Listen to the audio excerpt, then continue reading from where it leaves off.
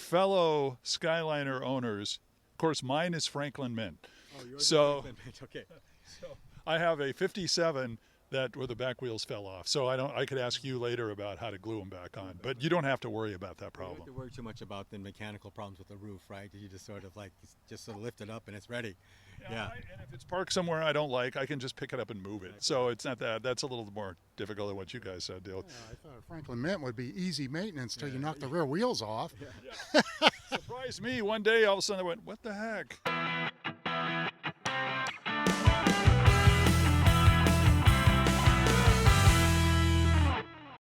Hey everybody, it's Randy Cardoon. We are in Huntington Beach, California for the Concours d'Elegance, and take a look at some of the ones behind me. These are classics that you are very familiar with. And on this edition of the show, we're going to talk to some of the people who own these cars. Take a look at some of this. How about this one? That is just very sleek. 1966 Aston Martin DB6 Vantage, and it came up as a whim about 3 years ago. An auction was coming up with some classic cars, mainly Rolls-Royce in New England, and I saw this car, and being of the Bond era, I fell in love with it when I saw it in the catalog, and I thought, well, maybe I'll leave a low bid and they'll call me during the auction and I'll at least see what it goes for. That's what started it. I take it wasn't all that low. Did you get a good, did they say the low bid was good enough, or did you have to pitch it up a little bit? No, actually, the car was owned by part of a 3,000 car collection in the Middle East. And the gentleman that bought all these cars put them into storage 20 years ago. And he never started them. Never changed the oil, anything, just put them in storage. And there they sat. Some of them rotted or had some issues. This one was one of them that came out, and I didn't know anything about the background, but I just felt like when I saw the photos, I never saw it in person, I had a gut feeling about the car that I thought, well, maybe it needs some little bit of interior work, a little bit of body work, a little painting, a little engine tweaking. But I had a good feeling that if we went through the car, that it could have the engine running. And I thought, well, it may run me a good amount, but once I committed, I went in, I bought it, and then 2 months later, I got it to my mechanic and started to learn about what it needed. Wow. So how much did it take to get it to where you wanted it to be? Well, I thought, because it was my mechanic for over a year, I just thought every week that goes by, it's going to be adding more zeros to the cost of restoring it. And he just described to me what he's doing, pulling out the dual gas tanks, because there's separate gas tanks, which is rare because of air conditioning. He described the air conditioning system to me as a work of art, a masterpiece. It's copper plumbing, not plastic pipes for the tubing for the air conditioning. And because of the limited amount of space, they found the best way of doing it is instead of one single 20-gallon tank, they do two separate tanks, and they do the plumbing down the center so it can come into each of these vents. And it's a rare model. It's rare to have air conditioning on a DB6. I mean, from the front of it, it looks like just another James Bond mobile, but from the back, it doesn't look anything like a James Bond mobile. No, the James Bond car was a 65 a DB5. So the difference on that is this has this ducktail spoiler, and the fenders are a little more aerodynamic. On the James Bond one, they actually almost followed the contour of the lights. So they came down as two fenders. So that, and also this one's 2 inches longer, a little more horsepower, a little more advanced technologically. So all in all, it's preferred as far as a driver or for performance or highway to have this DB6. The people are into Aston Martin DBs, which is like, I'd say the era is like DB2 to DB6. And then it became more of a modernized version that had different changes. But the ones that people are collectors in Europe or the US that know the DB series of the 6s and prior, this is the models that they love and they understand. So I don't think there's really a difference in terms of collectability. It's an international car without question as far as demand and desirability. But in a way, I'd compare it to like the Corvettes. The C12s were a certain era of horsepower, raw power, and then as you went later, they lost. To me, they changed to a different design. They weren't really the aesthetic design of the Stingrays. They went to the modern era with the wedge shape and so forth. So it's similar in that this is a classic. The C1 and 2 Corvettes are classic. It's just its own category. And this is one, as I understand, of 16 cars you currently have. Yeah. So obviously you're an avid collector. I wasn't, but I had actually had four collector cars. A Porsche 356 SC Cabrio I restored, a 66 Corvette I restored big block, and then a 62 Fuelie and a 1969 Mercedes. But those are really cars I picked over a 25-year period, and I was happy, but I went through a life-changing experience with little dance with cancer, blood cancer, that I conquered. And after I got out of the hospital 3 years ago, I felt like I went through some challenges, and now maybe there'll be some divine intervention. I felt like I had a golden touch, and this is the one to launch that reaffirmation that I was going to have some blessings happening after all the agony I went through. So I guess you can say after going through a health challenge like that, you start asking yourself, what am I waiting for? You know, why not just go for it now? It erased my past worries that we all go through of coulda, shoulda, woulda. What would, in my case, what my Depression era father say after struggling a lifetime to get ahead? What would he say? He'd say, you're insane, don't do this. And I just thought, you know what, if I don't do it now, life is so short. I realize in years it could end any second. I better enjoy my life now and stop worrying. So I just move forward. I enjoy every day. Okay, this is an XK 150. It's actually year certificate in 1958. It was built in 57. Now, the question is, in the fire in England, it burnt down, and this car, we believe, was built outside after the fire. And the reason that we came up with this is that some of the unusual items on this car, and you saw, you took a picture of the dash, and this is an all-metal E-type prototype dash on it.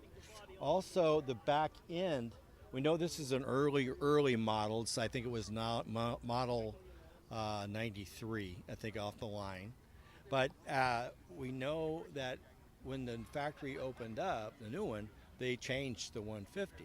So we come back here, and we can see this is the older type, basically the 140 had tail lights, and it's a two tail light system. When they can't open the factory up, this became a 3 tail light system. This metal piece in here, you can see it as a trunk lid, comes out and swoops out, and then they have this chrome piece on them. The newer one, after the factory opened, they removed this metal piece. This chrome piece actually came back. It became molded into the lid there, and then this handle is now sitting basically on top of that chrome piece. This is such a cool story as far as how you got this car. Give me a background on it and give me the rundown on how you came to own this. Short version is we just entered Dream Giveaway. So I believe it was $20 total in raffle tickets for the number of tickets we got. And we got the call one day. This actually ran in 2015.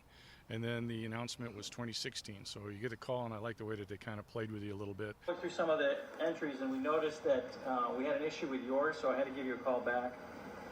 And the issue that we had with yours today was the fact that you won. Seriously? Yeah, we've got our dream team here right now.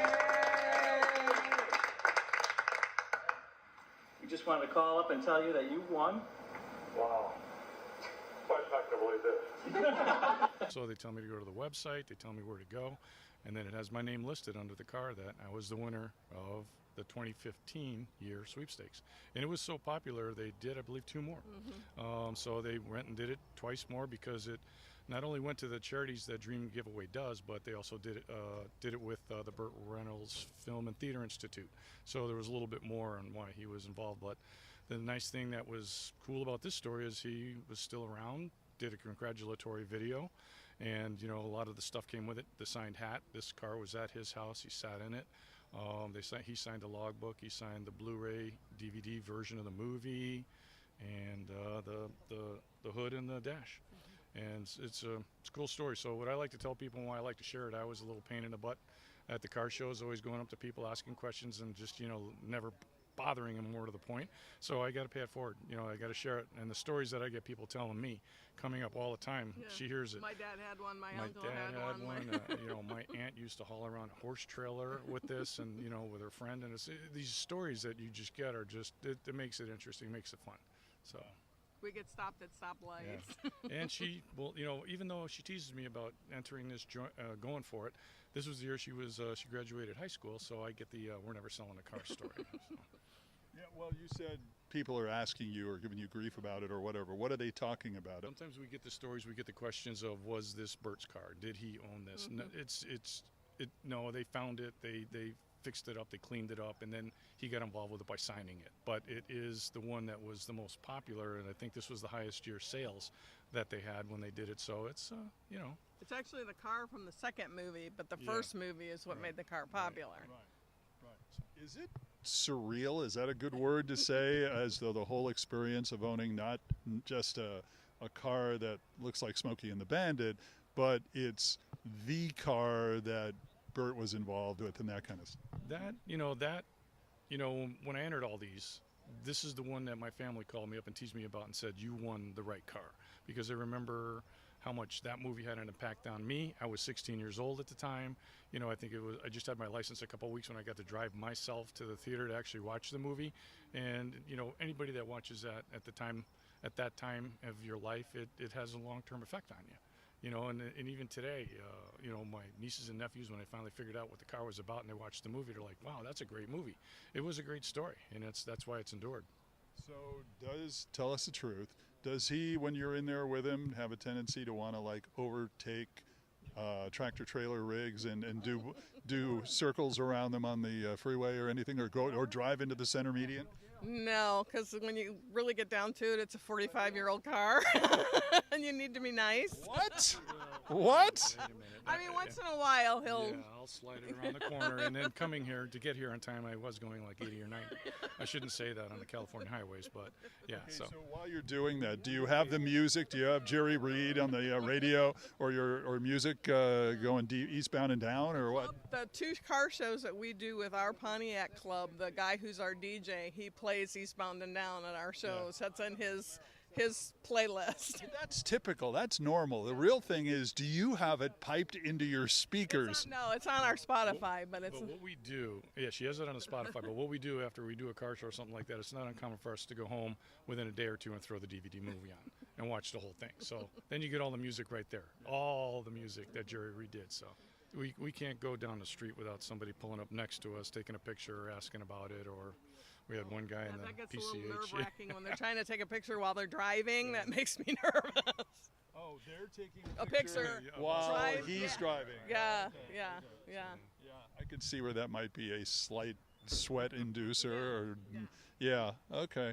The fact that when you met Bert, what was that like? We never met him. We never met him. He just did a video for us because he wasn't there. But the video, that's kind of, I think that's what makes it special, is he was still around, and he acknowledged us as being the recipient, of the car. So. Hi, I'm Burt Reynolds. In 2015, Bandit Dream Giveaway has ended, and it's my honor to announce the winner. Michael Bianchino of California. Congratulations, Michael. You've won an amazing Bandit Trans Am. Believe me, I know, because it was at my house. And on behalf of the Burt Reynolds Institute for Film and Theater, all the great charities involved, the Dream Giveaway Garage, and myself, congratulations. Oh, and one more thing. Put the pedal to the metal in your new Bandit Trans Am. And every once in a while, we'll email the guys at the Dream Giveaway and say, "Oh, we won another trophy. We were just at this show." We keep in touch with them. They're good people over there. From the Huntington Beach Concours, and Stanley, you have got your Indy kind of car here that you always bring to this event. Tell us a little bit about the car. It's a 1933 Buick Schaefer. Schaefer built similar three cars, and this recreation car is actually a car which killed Stubby Stubblefield 1935. Yeah, he was from Los Angeles, driver, kid, young guy, and he was super cool. 1933, he set up land speed record. 1933, he finished with one of the Schaefer's Buick fifth Indy. And 1935, in qualification, he hit the wall 115 miles per hour, and he died. With his mechanic, they are buried in a Los Angeles cemetery side by side. All right, but the IndyCar racers, and you recreated the car, and you drive it everywhere. Yeah, it's now my personal car, and I love to using like my regular car. All right, so it's got a Buick straight 8. Yes. And a 3-speed transmission? No, I cheating. I have their 5-speed. I came in the United States with 3-speed, and I burned it on. It was transmission from Czechoslovakia from one Buick when it came 1940, and I used it. And it was car from built 1936, made 1936. And I used the transmission and was beat up transmission. I destroyed it, and I came here and I see all these hot rods. How can easy build it with super cool stuff? And I put their T5. And all right, well, that may get you on the freeway. Yeah, exactly. I go faster and more reliability, and I can idle it 80 miles per hour. It's cool. 80 miles an hour, open car. Well, you do have seat belts, but now I've seen you bring this car as far east as Arizona for Deuce Days. Yes, I driving in Arizona too. I was in the Vegas with it. You take this thing all over. Now, you are a car builder. Yes. You have a shop, and it says right there on your shirt, Hot Rod Chavik, and your wife's involved. Daisy, she's big advertising girl, I won't say. And we recreating cars or custom built coach style custom cars. And I've seen your work. There was a car over at Mix Paint, and you had to rebuild a fender that wasn't even there, and it looked just like the original. You saw it? Oh yeah. I like it. I like do it that you don't recognize that somebody touched it. No, you are a craftsman. You were like a coach builder of the early days, and you're now in modern times, and you can recreate a body without even having a stamping. You do it by hand. Yes, I have also some new school machines, but I like use also old school. I learn from old days. That's what I like to appreciate and build cars all the way. Yeah, your skills come from when you lived in Czechoslovakia and you came to the U.S. and man, you've made a name for yourself. You're building cars now. Grand National Roadster Show. You had a pretty good presence there. Honestly, it's a big dream. It's amazing. I just live in the dream. I love my wife. She supported me, my son, and all you guys. You just let me go in, and we are friends all, and it's amazing. I really appreciate it, and I'm happy that I'm here. Right, now, Daisy's into it too. You're building a car for her. Tell us a little bit about that. Yes, it's a secret project, but I can say it's a Lakester 1932 tribute to Indy cars, but it's a 1932 Ford Roadster, and we can say it's like built 1949. There is all old school tricks, but some hidden also modern school, old school, all right, new school tricks, new school stuff. So she can drive to the show following you in your Buick. There is Arden with the Scott blower. She have T5 there. That's the new school thing, and no boost on the brakes, no power steering, nothing like that. I tell her you have to learn how driving this car. All 5'4" of her. Yes, but she is a very good driver. Yep. Yeah, she can do it my dually with the trailer. She's good. I first got the car in 2015. It's a 1963 600D is the model, Fiat model, and it started out as a 2-door sedan, 4-passenger sedan, and my brother gave it to me from Grand Junction, Colorado, and he took it in on owned a car lot. He took it in on trade on another car he sold. Then he wanted to, then the engine filled with water. Okay, it turned out to be a leak in the head, and so he wanted to sell it to me. I didn't want to buy it. And then he decided he was going to sell his lot. He was going to change to a different company. He was going to sell his house. And he said he knows I restore cars and have done that for a while. And so he said, you can have it, but you need to come and get it because I'm going to put it out in the snow because I'm got to clean the garage I'm going to sell. So I hired a tow driver for about $500, and he towed it out behind a big dually Ram, and almost lost it in a fire. On the Pass, burned up 22 cars that day on the 18th, and I didn't even know if I lost it. But my driver wouldn't answer my phone call, and then finally I was watching it live on TV. 22 cars got burned. Well, the next morning at 9, he answered. I said, "Hey, what's up?" He goes, "Hey, fine, I'm good." He says, "You made it," and he goes, "Yeah, what are you talking about?" I said, "The fire." He said, "What fire?" So luckily, he and his wife had driven through the fire area, got to San Bernardino, spent the night, and we're going to drive to Huntington Beach. So he showed up, and I got the car. Oh, so that wasn't him in the fire? No, he did. He got through the fire. He didn't even know about the fire. Yeah, he didn't even know about it. So we dodged a bullet, and I had live shots, and I thought, oh man, and the cars even on commercial carriers were burned up. And then I was watching Chasing Classic Cars, Wayne Carini, and he was into microcars and that kind of thing, and he did some stuff on Jolly. And then I found out that Fiat didn't make the Jolly. House of Ghia made every Jolly. People like Yul Brynner got one, Mae West, Mary Pickford, other famous people, Aristotle Onassis got two. And then they thought, wow, maybe we should advertise this thing and sell it as a luxury whatever, And so that's how it started. And they ended up doubling. What they did is they doubled the price of a sedan. When they got the cash, they made an order with House of Ghia. They shipped them a new sedan, mostly 500s. And every one of them is a little bit different because it was like a different 3 or 4 people team making them. And so that gave me the idea, wow, maybe I can do that. Instead of a Surrey top, I wanted to put a couple of vintage boards up there for shade.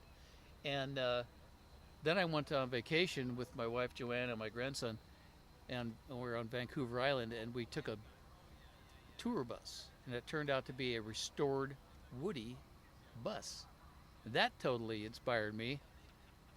I mean, I took more pictures and looked more at the ceiling than I did out the windows, I'm sure, because I thought, maybe I can make this, And so then I started studying Woodies, and you would not believe how many different Woody styles there are, okay?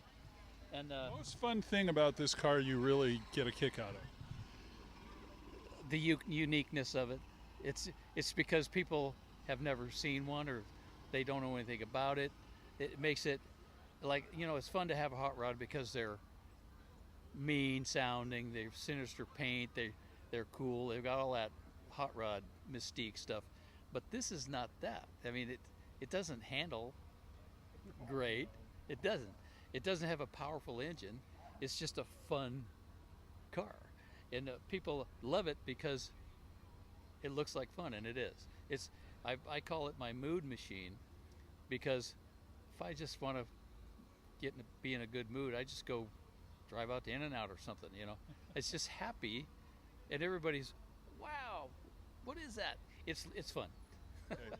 This is a car, Greg, that you don't see very much of. How did you get it, and why did you get it? I bought the car in 1987 in Myrtle Creek, Oregon. I lived there for about 13 years, so I've had it a while. It's a pretty rare car. How did you come across it? I was working in the woods logging, and we were going back and forth in the Crummy and seen this car on the side of the road by Les Schwab tires, and I stopped and checked it out, and there it was, and I traded a Harley Davidson for it. I think that sounds like a good deal. Yeah, it worked out pretty good. So, did you know it was a Cobra beforehand? Because, I mean, during the time this thing was made, there were a lot of, at one point, I believe this was the Falcon, if it was really a strip version, right? Well, what was it, 70 and a half Falcon it looked a lot like this body, but it was a sedan, not a hardtop. But yeah, when I first saw the car, I didn't know it was a Cobra until I really looked at it, and then after I purchased the car, I found the original build sheet and everything under the seat, or it wasn't under, it was under the carpet, I think it was. But how rare of a car is a Cobra in this form? you know, I don't know the exact numbers, but they're pretty rare. There's a lot of GTs, but not too many Cobras. Did you have to do anything to fix it up or change it, or what did you do? It was in real good shape when I bought the car. I drove it for many years, and then I decided I wanted more power, so I built another engine for it, and I still have the original engine at home. Oh, so you built this 429? Yes, yeah. Yeah, it's got a little stroker kit deal in it, so it's over 500 cubic inch. Let's see. When I first bought the car, it was an air conditioning car, so it had 3.0 gears in it, and I was driving it in Oregon on a country road, wound it up in first, second, and third, and I was doing, I think it was 105 or 110 in third gear, shifted it to fourth, and the engine, or the transmission came apart. It broke the housing on the transmission. Yikes. Didn't lose any gears or synchros or nothing. It was unbelievable. We put a small kit's part kit in it and a new case. And what did we learn about driving 110 miles an hour on a transmission like this? Well, 429's got a lot of torque, and it'll break stuff. What do people say when they see this? Do they know what it is? Not too many. They just like the way it looks. You know, they say it looks like it's doing 100 miles an hour standing still. I had a cop tell me that one time. Obviously, he didn't think the same. Did he pull you over at that time? No, he pulled me over. He just wanted to look at the car. We are fellow Skyliner owners. Of course, mine is Franklin Mint. Oh, yours so, is Franklin Mint. Okay. So I have a 57 where the back wheels fell off. So I could ask you later about how to glue them back on, but you don't have to worry about that You problem. don't have to worry too much about the mechanical problems with the roof, right? You just sort of lift it up and it's ready. Yeah. And if it's parked somewhere I don't like, I can just pick it up and move it. So it's not that. That's a little more difficult than what you guys deal. Yeah, I thought Franklin Mint would be easy maintenance till you knock the rear wheels off. Yeah. Surprised me one day. All of a sudden I went, "What the heck? What the heck went on there?" Exactly. So, but how difficult is it to maintain a vehicle like this? Actually, it's pretty routine. You know, you lubricate a lot of these joints here so that it goes smoothly, because there are all these connections here as it's moving forward, and keep it lubricated and lined up, and it's pretty reliable. When you actually, once they're fixed, they're fixed. So that part is great about them. You know. Now you're a new Skyliner owner. How did you get involved in Skyliner? Oh, well, my mother had a 57 500 Fairlane, and that was the first car I ever drove, putting it out of gear, going down the driveway when I was a little kid. So I've always loved the 57s. And Wait, you put it out into gear? Yeah. How old were you? Oh, probably 6. Wow. Okay. It was a little mishap. But What could possibly go wrong with that idea? Right. So I've always been fond of it. And my mom passed away when I was a kid in '68. So, and then the retractable has always intrigued me because of the mechanics of it. Yeah. So I found one about 5 months ago. All done too, except for a lot of little things like doing the lights and getting the heater working again and fun stuff. But it had been sitting for 10 years, so it needed some TLC. So you were looking for one and you happened to stumble across it, or how did that happen? I wasn't looking for one, but I stumbled across it. I have Model A's and Model T's, had since I was 14. I still have my original 29 coupe, and but I saw this Skyliner just minding my own business, and it was right in Costa Mesa, a neighboring city, and I thought, geez, I got to go look at this thing. And it's the nicest vehicle I've ever owned. Yeah, I don't drive it to Home Depot like my Model T. I have no problem driving it there and walking away from it. I was going to say, how could you? It has no trunk per se. Yes, yeah. It's not like you'd stick a ladder in the back of that. Oh, yeah. Tough to put a yard of manure in, yes. But when you lower the roof, you know, it's a real finished look. It isn't like that sort of vinyl boot that you got to snap in place. You know, it's all sheet metal. It's all done. and it's just a real clean look. I love that part about it. That's why one reason I went for it, because I wanted a convertible, but I wasn't crazy about the way the boots fit and the way they ripple and everything else. And these things just are finished and beautiful and clean, you know. Yours is a 1958. Yours is a 1957. What difference, if any, aside from the outside appearance, is there? One thing they had in '58 is they had a new line of engines, and it was the first year for the Interceptor with their 3-speed automatic. And those engines actually might have a 352, which was the first year, but it became the Ford 390 in the 60s, and eventually a 427 in the Cobras. So it had a long life within Ford as a power engine. And this is it's the police engine, and it's 300 horsepower. And it's a heavy car, so I don't win any races, but it moves, you know. So basically, he just said that your car is wimpy, and maybe is a little more sluggo. Is that true? Well, it didn't take them long to decide that the 6-cylinder wasn't going to propel this down the road. So they went to the 292 and the 312, and then they had the big, what was it, dual quad 312 for a short period of time, or very rarely. But yeah, the 312 gets up and moves. And I only have a 2-speed rear transmission. Right. The Cruiser-Matic was 58. So Ford, the manufacturers often did this. They would change the body in 1 year, and when they carried that body forward with minor changes, they would actually upgrade the mechanics. And Chevrolet did that all the time. Ford did that all the time. So you had an older body style, but you had new engine or new transmission or something. There are no 59s here, but I'm just curious. Have you guys heard, were they different than the 58? A lot of the sheet metal is really different, but the powertrains were the same. So, and it's the same basic mechanics. You know, they're all mechanically the same with the roof. Okay, so here you have some suitcases in the back. This is basically the area where you actually had storage. As huge as this thing is, that little box is the area where there's storage. Is that like original Ford? Everything, every Ford came with, every retractable came with these, because there was not an option. It wasn't like, well, I don't need that anymore. I'll just fill the trunk and lower the roof. That's a catastrophe. You can't do it. And people did do that. They forgot about it. They put groceries in there, lowered the roof, and they come home, and there's all this fluid leaking out of the back, and it's not gasoline, and it's not oil. It's mostly beer, eggs, and milk. Best thing about this car about your 57 to you? Uniqueness of it. That's what I like. And it brings back memories of my childhood. What about yours? Kids come up to it and go, "There's a transformer, Dad," you know, because it has that sort of look when it's like this, you know. When you turn on the motors and all that. Yeah, exactly right. It does. So that's the best part of it. It was originally from the Midwest, and it was in a collection for 30-something years in Illinois, a little town in Illinois, and it was an estate sale. I saw this. Somebody had posted a picture on Facebook, and I said, "Oh, that looks interesting. How much do you want for it?" And said, I don't know yet, because the fellow was just kind of fielding to see what the value was. So we got to talking, and long story short, I ended up with the car. So, yeah. Did you know that you wanted a Graham supercharged Shark Nose before you saw it? These were one of the cars that fascinated me since I was a kid.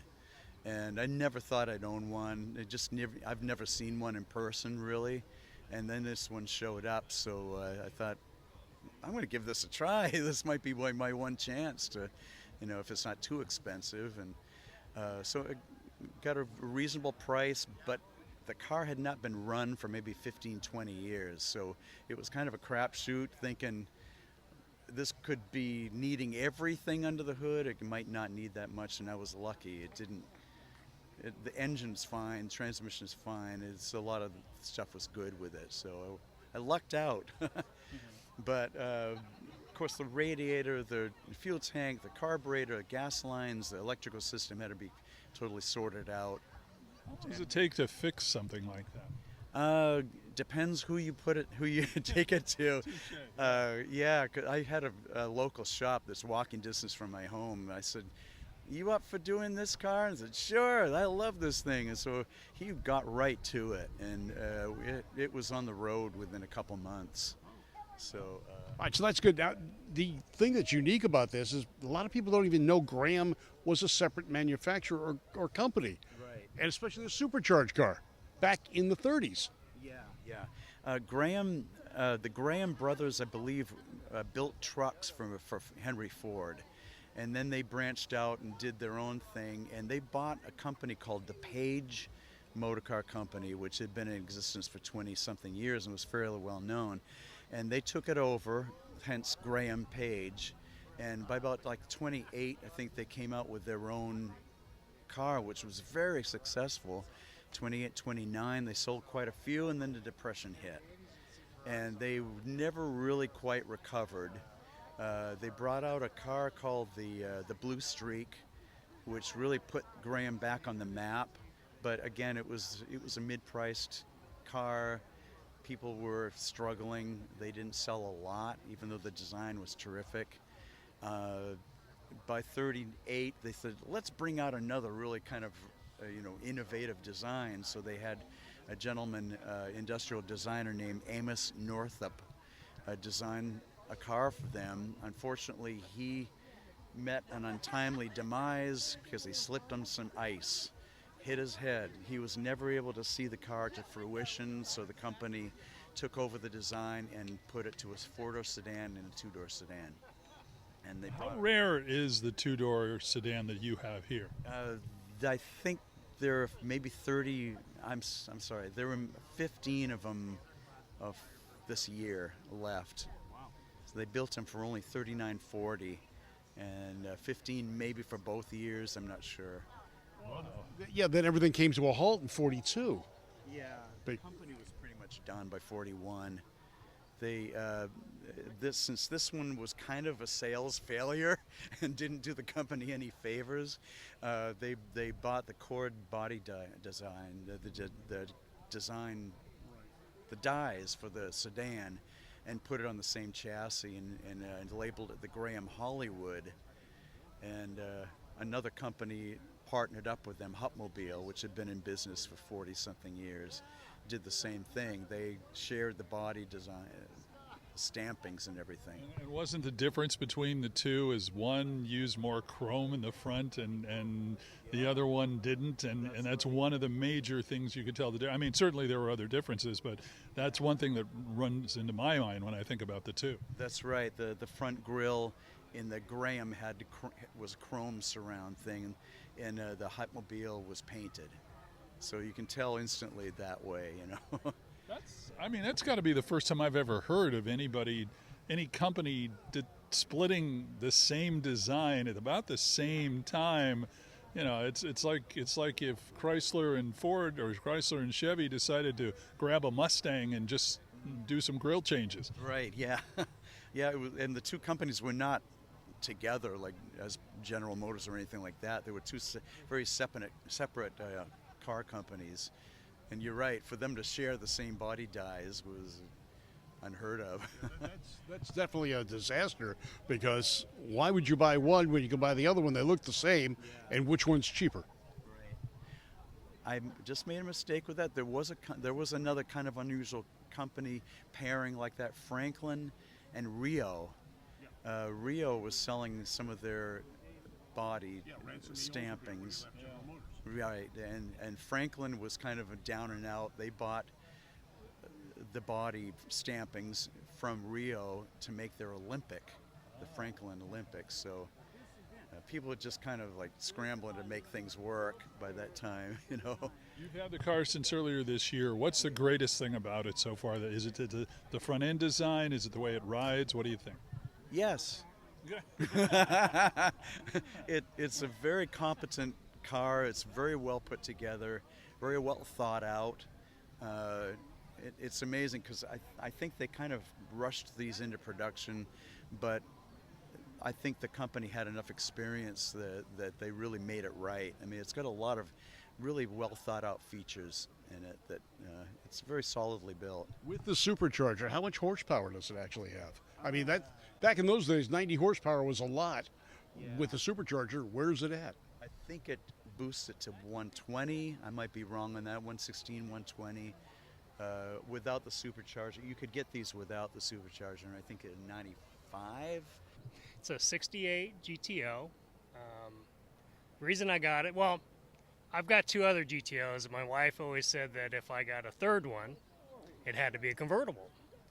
So of course, I'm looking through eBay and everything else, come across this one listed on eBay. I go, well, it's a convertible, and they go, it has AC. So my wife sounds like a California car. Yeah, so went to go look at it. The guy that had listed it on eBay didn't say it was an HO car, which I didn't even know it was. So I was looking at the car, looking at the code on the engine block, and it was a YZ. I go, what the heck's a YZ? I was expecting a YS, which is the standard 400 block. So I looked up YZ and it said it's HO car. I go, define what an HO car for those who don't know. High output. So instead of the standard, I think three. How many horse? It was 353. I don't know. It's got 360 horse. So it has a different exhaust manifolds and a different cam in it. So it's got a little more power than the standard GTO. And there was, in this configuration built, which is a convertible automatic with HO, there was only 471 of them that came off of the assembly line. So it's a kind of a rare car. That's impressive, though, to find a car like that. Just were you online or? It's on eBay, and it happened to be I'm in Brea. It was the guy listing it was in Anaheim, so I was right down the street. So I grabbed one of my other buddies in the club, and both of us looked at it, and we go, yeah, it looks pretty nice. Bought it back in 2000. The guy wanted 16 for it. And I go, well, it needs some work. So I offered him, at that time I offered him about 12. He goes, nah, I think I can get more for it. So he had to go back a little bit. He had bought it in a lien sale in a storage unit, and the car was not running. So he got it running and everything. So he said there was like a thick, like 1 inch thick layer of dust on it, and the carburetor was torn apart and all that. So he got it running and everything, repainted it, and he was done playing with it, so he wanted to get rid of it. And I go, well, so that was in January. So I go, well, if you don't have any other buyers or interests, I go, let me know. So in May, I called him back because I still had his information, or I emailed him, and he goes, yeah, I still have it. I go, what about 12.5? He goes, okay. Not realizing what he had and how rare the car actually is, and so that's my story. I mean, under normal circumstances, though, how would you know? I mean, unless you really know. The weird thing is the documentation he handed me, he had it. He knew it was a YZ block, knew what it was, but didn't realize how rare it was. Not a Pontiac guy, so he didn't know. Yeah. Okay.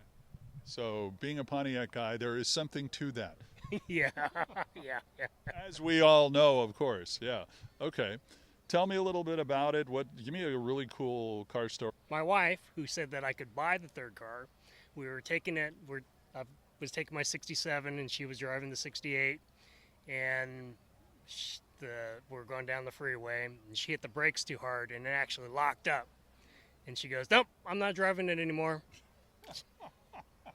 I go, fine. I go, I can't ride the old cars, the brakes too hard on them. You were talking about that this is not the original color, but it looks kind of like a Judge orange. Yeah, it does. It's a little more oranger than the Judge. The guy I bought it from, it's actually a blue, and he goes, blue cars are too common. He goes, he wanted something that stood out, so he picked the red, and or the orange, and I haven't changed it. So. Are you going to change it? I don't know. I'm not going to hold you to it. I mean, you can change your mind if you want. Since the car is so original, so when I bought the car, it's only got 53,000 original miles on it. Yeah. The interior is still original. The only thing that's been changed is the guy put a dash cap on it, and then I put new carpeting in it. But the seats and everything on the car are still original from '68. And that'll do it from this edition of the Talking About Cars on the Road podcast. And not only am I here, shockingly, Hot Rod Bob Beck has joined us. It is the rare sighting of two of us in the very same place. Thanks for joining us, bud. It doesn't matter where we go. I always seem to be standing in the hole. I don't understand. It means I have to flex at my knees. Oh, God, I'm sorry. I'm too old to do that. I can't do that. Anyway, thanks for joining us on this show. Don't forget to follow us on social media. Facebook, Twitter, and Instagram. Until next time, so long from Huntington Beach, California, site of the Concours d'Elegance here in Orange County, CA. Yes. Boy, that's Hot Rod Bob. I'm Randy Cardoon. See you next time on a brand new Talking About Cars. So long.